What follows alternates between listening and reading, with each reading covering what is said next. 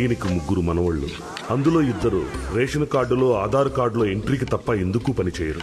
వాళ్ళను బడికి పంపితే ఏబీసీల్లో ముందుగా గుర్తుపట్టేది AJQK. పసుపు అంతా ఏమంటావరా? ఒక ఆశేసిరా. ఆశ సూపర్ ఐడియా కదా. ఆడ దొబ్బింది. నేను ఏమంది ఆశడు పసుపు 8 కారం అంతే కదండి. కరెక్ట్. ఏమండి వంటలో కూడా మీ ప్యాక్ పెంట ఏంటండి? నువ్వన్నీ మూసుకుని బయటికి వెళ్ళు. ఏ ఆగండి, మీరు మీ ప్యాక్ అడుకోవాలని. ఎక్కడుంది ఇది? బంగారం కరిగించి గిన్నె కనపట్లేదండి. ఇదిగో పప్పు దోసకాయ తాలింపు పెట్టాను. అయ్యో బంగారం కరిగించే గిన్నెలో తాలింపు పెట్టారా? ఒక్క పని మంచిగా చేయరు. పని చూసుకో. ఈ ఇంట్లో ఇస్త్రీ బట్టలు వేసుకునే అర్హత ఉన్న ఏకైక వ్యక్తి భవానీ ప్రసాద్.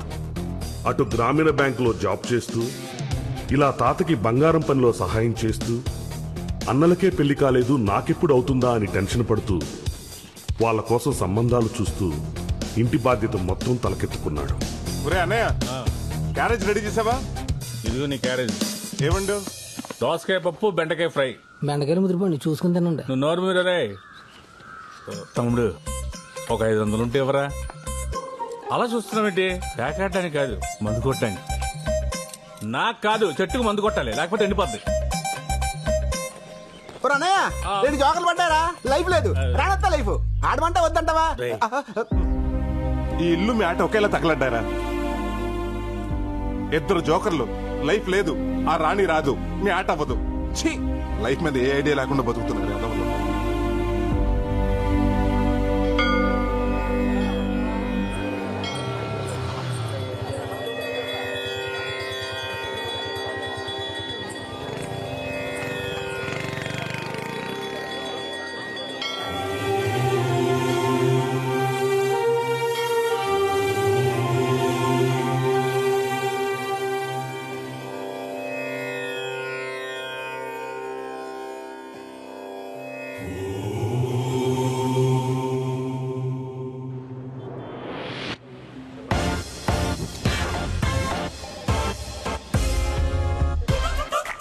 కొత్త లోన్లు తీసుకునే వాళ్ళే కానీ పాత లోన్లు కట్టేవాళ్ళు ఒక్కడు కూడా కనపట్లేదు. హెడ్ ఆఫీస్ కి సమాధానం చెప్పలేక నా హెడ్ హీట్ ఎక్కిపోయి ఏడుస్తున్నాను. ఏడుస్తావురా? నీ బతుకు అంతే, జీవితాంతం నువ్వు ఇలా ఏడుస్తూనే ఉండాలి. మిమ్మల్ని కాదులేండి, మీరు కానివ్వండి. సరే ఇదిగో న్యాయం తర్వాత తిరిగి కానీ ముందు కస్టమర్ల సంగతి చూడవమ్మా. చెప్పండి సార్, మీకు ఏ విధంగా సహాయపడగలను? నా అకౌంట్ లో డబ్బులు కావాలండి. దొబ్బుదు గనరా. నీ అమ్మ ముగుడు సొమ్ముందని ఇక్కడ ఎంత నగదాశిస్తున్నారు? ఓ 5,000 ఇవ్వండి. పెళ్ళాం కష్టపడి పని చేస్తుంటే 1000 తీసుకెళ్లి ఆ పేకాట్లో తగిలేస్తారు. పేకాట? నేనా? మిమ్మల్ని కదలండి, ఫోన్లో అలా అయింది.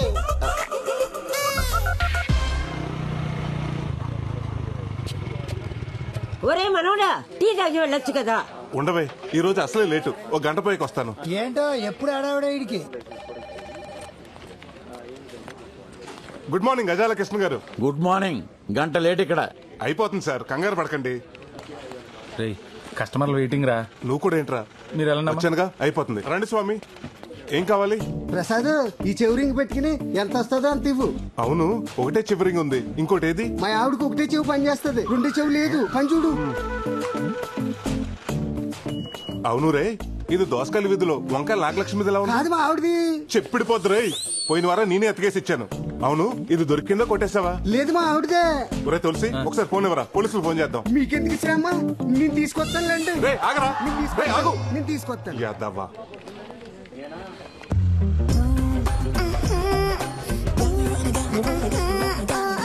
మేనేజర్ గారు సోర్ణ వస్తుందండి. తెలుస్తుందిలేరా, అది వస్తుంటే నా గుండు చప్పుడు దరివేస్తున్నట్టుంటుంది. ఏంటండి గజాల గారు, ఈ మధ్య ఫిజియోథెరపీకి రావడమే మానేశారు? నొప్పులు ఇప్పుడే కదా స్టార్ట్ అయ్యాయి, రేపు వస్తాలే. రే మళ్ళీ మొదలైందిరా బాబు. నువ్వేంటి ఇలా వచ్చావు? మీకు చెప్పాను కదా ఫంక్షన్ కి వెళ్ళాలని. గుర్తొచ్చింది.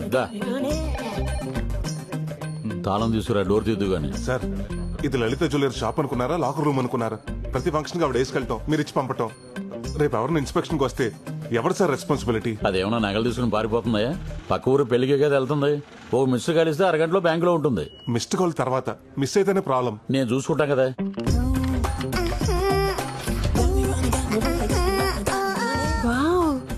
ఇది చాలా బాగుంది, వేసుకుని ఫంక్షన్ కి వెళ్ళొస్తానే. నీ కోసం ఎదురు చూస్తూ ఉంటానే. బాయ్. ఏంట్రా బాబు ఎక్కడ చోట్లేదు ఎక్కడేట దుకాణం? ఊర్లో ఎక్కడ ఆడినా పోలీసులు పట్టేస్తున్నారు. ఇక్కడైతే సేఫ్టీగా ఉంటుందని ఇక్కడ పెట్టా. కరెక్ట్ చెప్పారా పెద్దోడా. ఇక్కడ పోయిన వాళ్ళతో డిస్టర్బెన్స్ ఉండదు, ఉన్న వాళ్ళతో కాంటాక్ట్ ఉండదు. 13 మొక్కలున్నాయి కలుపు. రే మా ఆవిడ ఫోను. హలో బంగారం, ఎక్కడ చచ్చావు? గుడ్లో. గుళ్ళోనా? అయితే ఒకసారి గంట కొట్టు. ఏంటి గంట కొట్టాలా?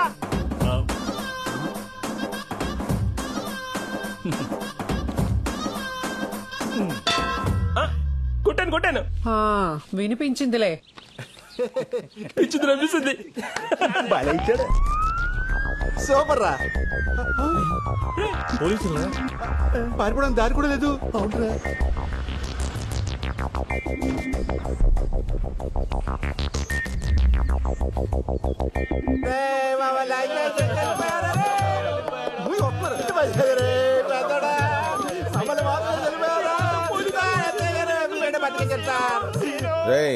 ఏమైందిరా? సార్ మా అన్నయ్య సార్ ఈ బొక్క సిరిపోయి మందరిని అద్దన్ని కొలేసి పైకి వెళ్ళిపోయాడు. మరి బంధువులు ఎవరు లేరేంట్రా? అంటే సార్ ఈడు కాకలు ఉన్నట్టు పెండ పెడితే కాకలే రావు, అలాంటి పంచారు వస్తారు సార్. ఈ సవ పంచాయతీ మనకెందుకు కదండి. Okay sir.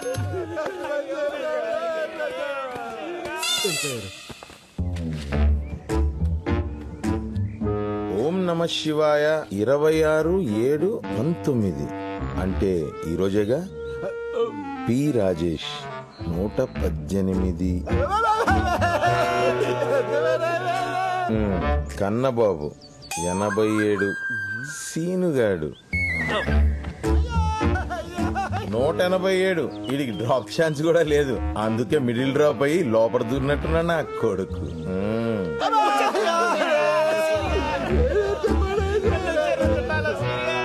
ఏంటి ఎస్ఐ గారు మళ్ళీ వచ్చారు?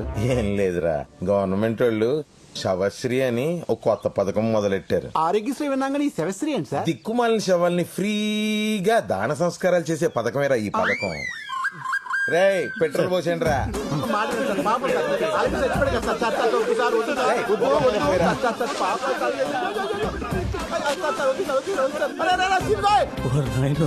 వద్దు సార్ వద్దు సార్. అరే సిన్గోయ్ అగ్గిపుల్ల వెలిగించారు.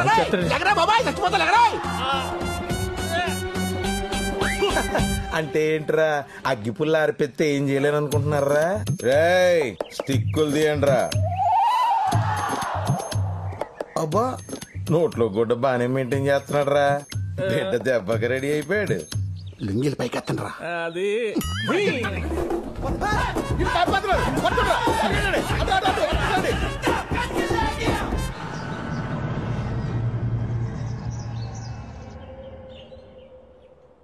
నీకు పెళ్లి చేస్తే ఇంటికో ఆడతోడుస్తుందని ఆశపడ్డాను. మీ బతుకులు బాగుపడతాయనుకున్నాను. ఊరుకో తాత, శ్మశానంలో పాకాడుకుని ఎదవులకు పిల్లలు ఎవరిస్తారు, పిల్ల ఎవరు చేస్తారు? వీళ్ళకి కావు, నాకు కాదు. ఇక నా వల్ల కాదు, నా దారి నేను చూసుకుంటాను. మీకు ఎప్పుడో చెప్పాను, మీరు ఇంటే కదా. ఎప్పుడో అన్నలకు పెళ్లి చేయాలని ఆరాటం తప్ప. నువ్వు అది మూసుకుని గొట్టవద్దు. వీటికి ఏం తక్కువలేదు.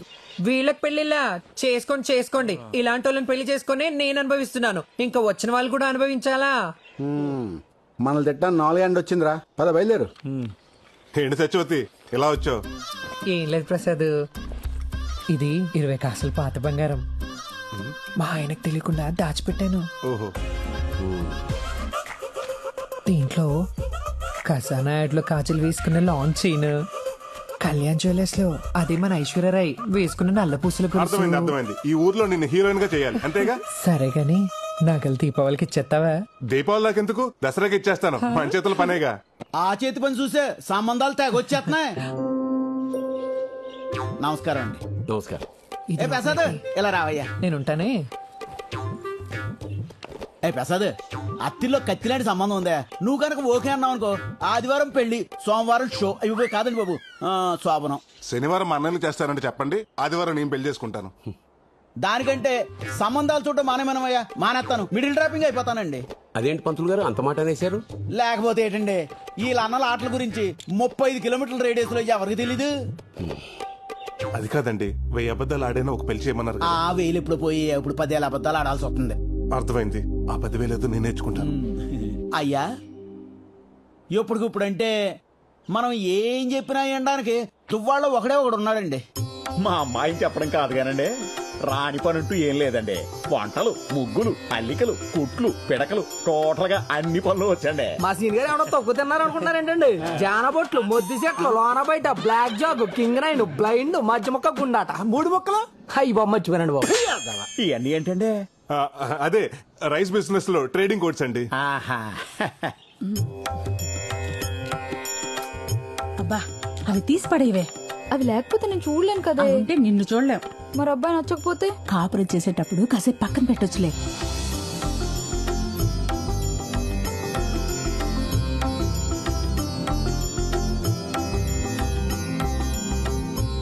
బాగా చూడు, నీ ఎదురుగా తెల్ల చొక్కేసుకుని కూర్చున్నాడే అతనే పెళ్లి కొడుకు. అన్నయ్య 2 లైఫ్లకి జోకర్ తోడైనట్టు వదిన భలే ఉంది. పాపం అమ్మాయికి వెళ్ళి ఇప్పడలేదు. బాగా చూసి చెప్పమ్మా, మా అబ్బాయి నచ్చాడా?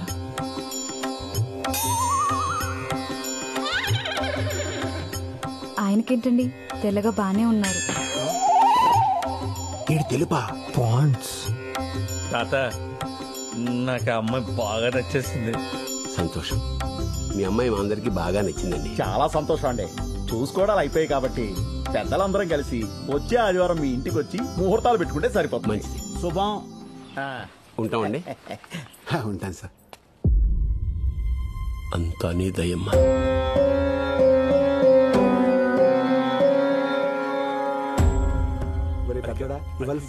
ఏరా అన్నయ్య, రావడం కుదరదన్నా బానే వచ్చేసావే. ఆఖరి నిమిషంలో పని క్యాన్సిల్ అయిందమ్మా, అందుకే వచ్చాను. మా అన్నయ్య గారండి. నమస్కారం. ఒరే అన్నయ్య, అతనే పెళ్లి కొడుకు. వీడేనండి. నమస్కారం అండి. సారీ అండి. ఆగండి, రామ్మా నీతో మాట్లాడాలి పద. ఏంటన్నయ్య?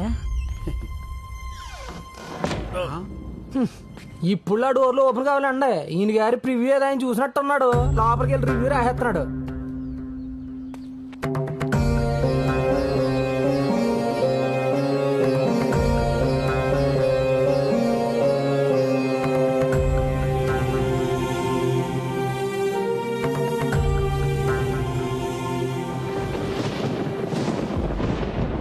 ఎందుకు రమ్మన్నారా? వదిలేదురా. ఏమో పక్కన వర్షం పడేలా ఉంది.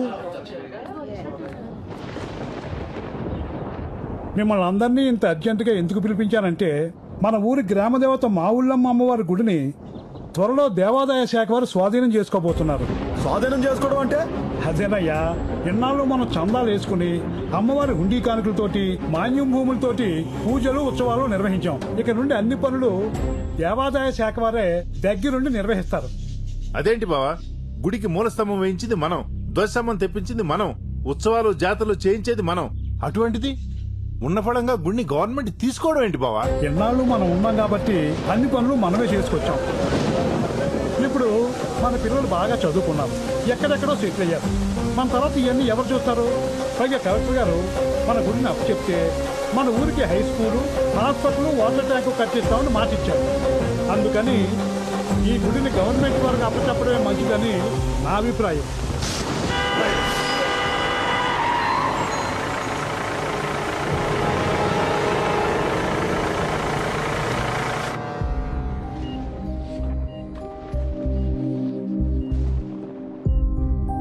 ఫస్ట్ టైం స్ట్రోక్ కదా, ప్రాబ్లం ఏమీ లేదు. కానీ నెక్స్ట్ టైం రాకుండా చూసుకోవాలి. ఎక్కువ ఆందోళన పడుతున్నట్టున్నారు. 2 రోజులు డిశ్చార్జ్ చేస్తాను, ఇంటికి వెళ్ళిపోవచ్చు.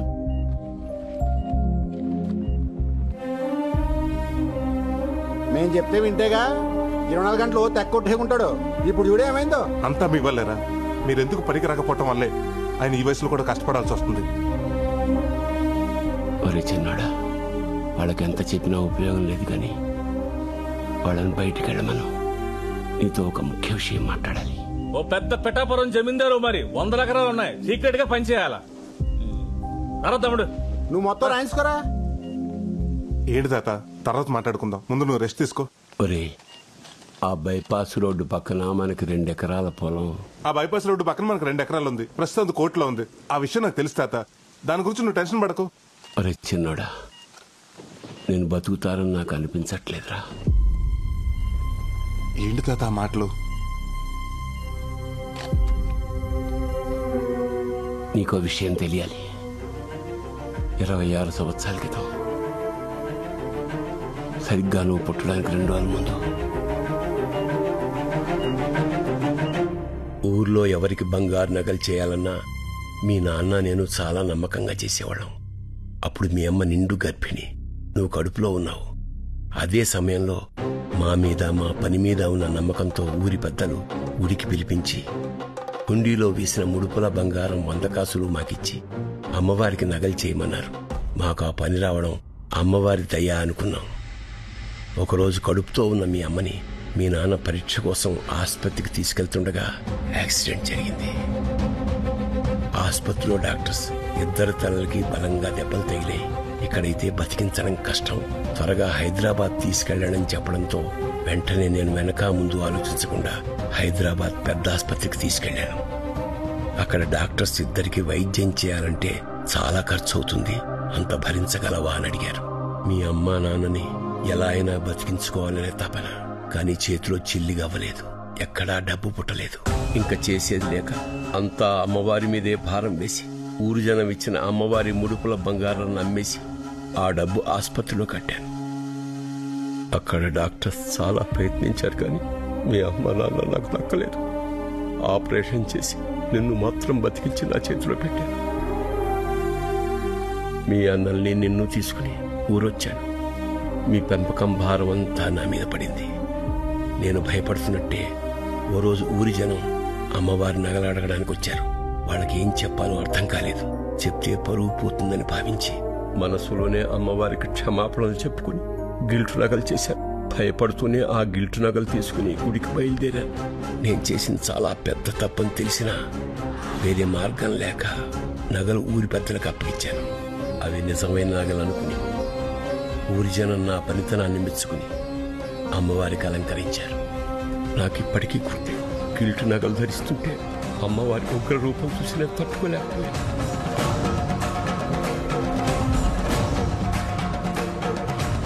ఏంటి తాత నువ్వు చెప్పేది?